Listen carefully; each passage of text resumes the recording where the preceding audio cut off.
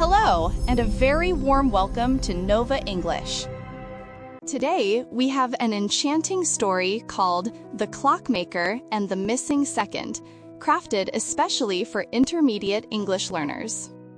Get ready to enhance your listening and vocabulary skills. Let's begin.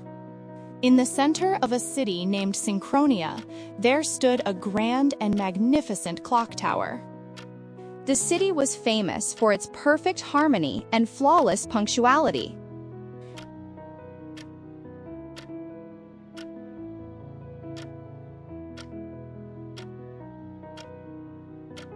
Trains arrived at the exact second. Bakers pulled their bread from the ovens the very moment it turned golden, and even the birds seemed to sing with a predictable, pleasant rhythm. All of this harmony was thanks to Master Alistair, the city's great clockmaker. Alistair was an elderly man with sharp eyes and hands that moved with meticulous precision.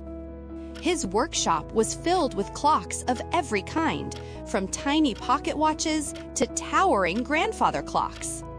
And all of them, without exception, ticked together in perfect, flawless unison. To Alistair, this coordinated ticking was the most beautiful music in the world.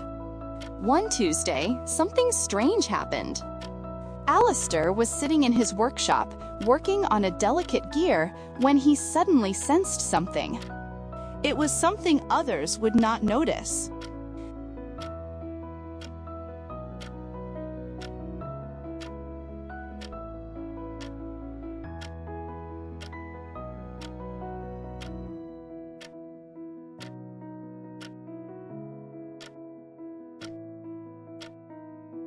The music of his workshop was out of tune.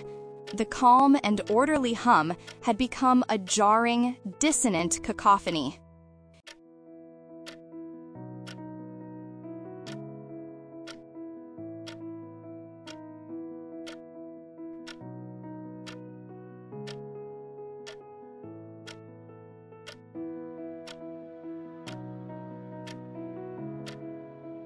It felt as if every clock was rushing, working with a slight sense of stress.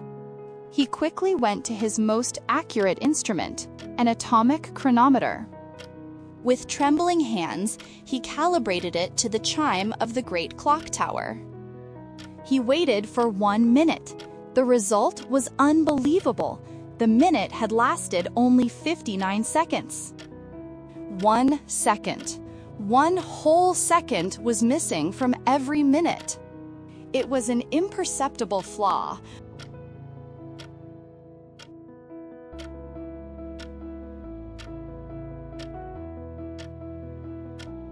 But Alistair knew that this tiny imperfection could gradually destroy the entire harmony of the city. He stepped out of his workshop and observed the city with care. At first glance, everything seemed normal, but Alistair could see the differences. He saw that the baker's bread was a shade darker than usual. He saw the city train stop with a small, sudden jolt. He heard the song of a street musician that sounded slightly rushed and soulless. The very essence of Synchronia was beginning to fade. Alistair knew the source of the problem had to be in the heart of the great clock tower, where the prime mechanism was located, a complex and magical device that no one had entered for a full generation.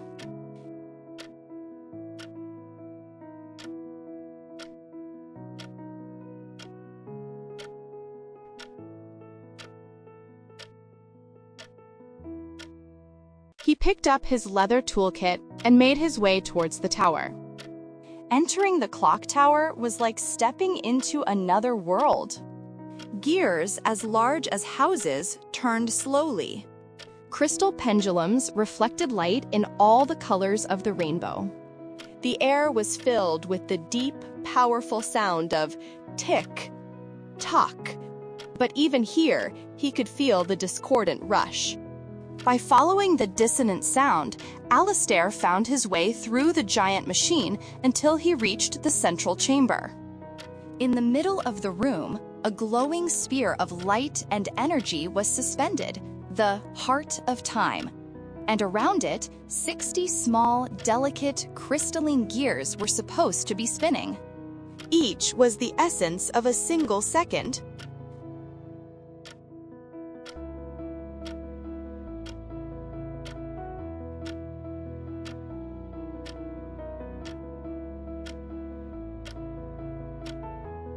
But one of the slots was empty. Alistair looked around anxiously and finally saw it. In a dark corner, beneath a metal staircase, lay a tiny crystal gear. It wasn't shining. Instead, it was pulsating with a weak, flickering light, like a frightened firefly. The lost second was not broken. It was just scared and had become disconnected from its place. The clockmaker realized he could not use force to put it back. That would only frighten the little second more, causing it to lose its light forever. He had to earn its trust.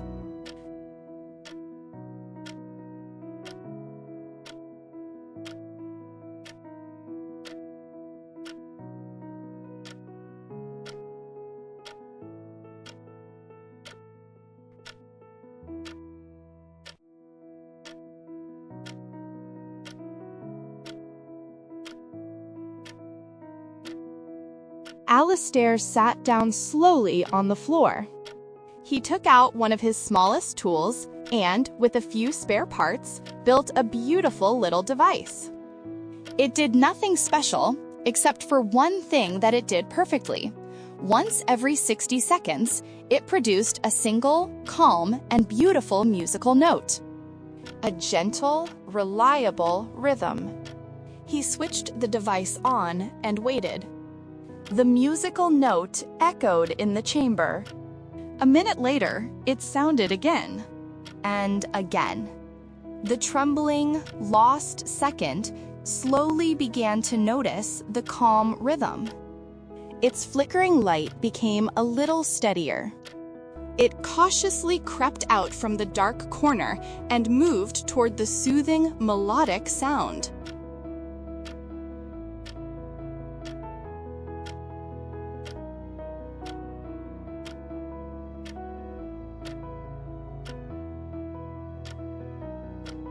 Alistair gently held out his hand. The little second, without fear, rolled onto his palm. With the same precision he had spent a lifetime perfecting, the clockmaker picked up the tiny crystal and gently placed it back into its empty slot beside the heart of time. In an instant, everything changed. A powerful wave of harmony flowed out from the clock tower. The jarring noise transformed back into a deep, powerful, and orderly tick-tock. The minute was whole again, with 60 perfect seconds. Alistair returned to his workshop. The hum of his clocks had returned to its beautiful, familiar music. He smiled. That day, he had not just repaired a clock, he had learned a great lesson.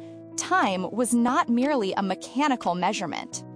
It was a living, breathing thing, and even its smallest parts had a heart of their own. And sometimes, to fix the greatest problems, one does not need force, but rather a little patience and understanding.